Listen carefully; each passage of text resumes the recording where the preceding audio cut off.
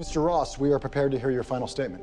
Before we do, I have one last question. Mr. Ross, you say you're a changed man and you care about the truth, but I want to know if you're capable of telling the truth. So I'm going to ask you a question, and I suggest that you consider your answer very carefully, because as far as I'm concerned, your answer will determine whether or not you become a lawyer. During your time at Pearson Specter Lit, did anyone there have knowledge of the fact that you were a fraud?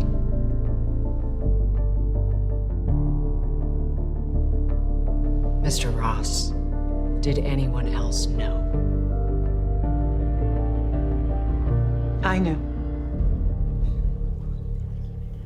And if you're looking for a scalp, you can have mine. But I was under the impression that this hearing was not about my old firm, but whether or not Mr. Ross should be a lawyer. I say he should. It doesn't matter what you say. He's already had someone testify for him. I'm not here to talk about him. I'm here to talk about someone else. Someone else has nothing to do with I'd like to hear this. 15 years ago, a young woman was arrested for illegally obtaining prescription drugs. Turns out she had chronic pain and didn't want to drop out of med school, possibly never to return. So she stole a couple of prescription pads from the hospital where she was interning. A crime with a mandatory sentence of 7 years. But instead of throwing the book at her, the prosecuting attorney showed mercy. Had the charges knocked down to a misdemeanor, recommended probation, and sealed the records. That's a touching story, but I don't see what a random attorney has to do with these proceedings. She's not talking about a random attorney. She's talking about me. Just because I showed compassion once doesn't mean he deserves it now. Maybe he doesn't. But that young woman is now an ER doctor. She saves lives. And the world's a better place because you saved hers. Thank you, Miss Pearson. Mr. Ross.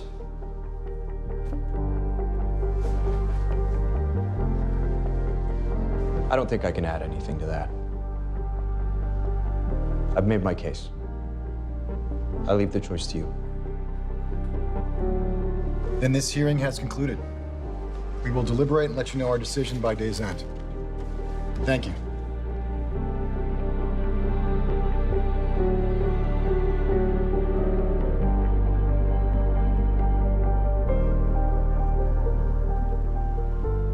So what do we do now?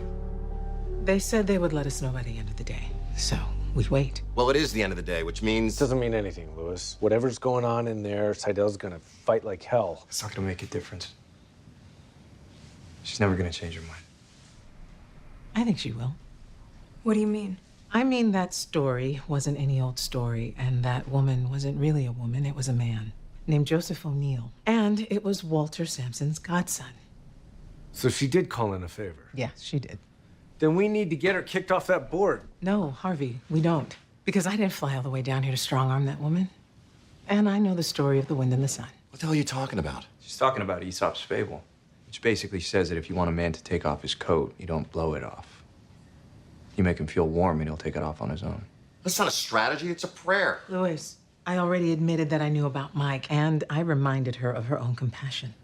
That's the best we're going to do. You know they could disbar you for that. In New York, they might. In Chicago, nobody's gonna care. Thank you, Jessica. Don't thank me. Thank Harvey.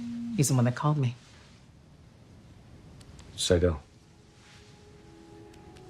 Hello. I'll tell him. Thanks for calling.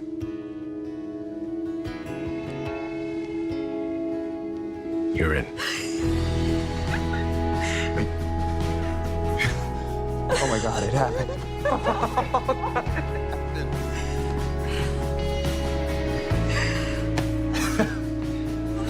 I'm gonna go get us some champagne. Thank you so much.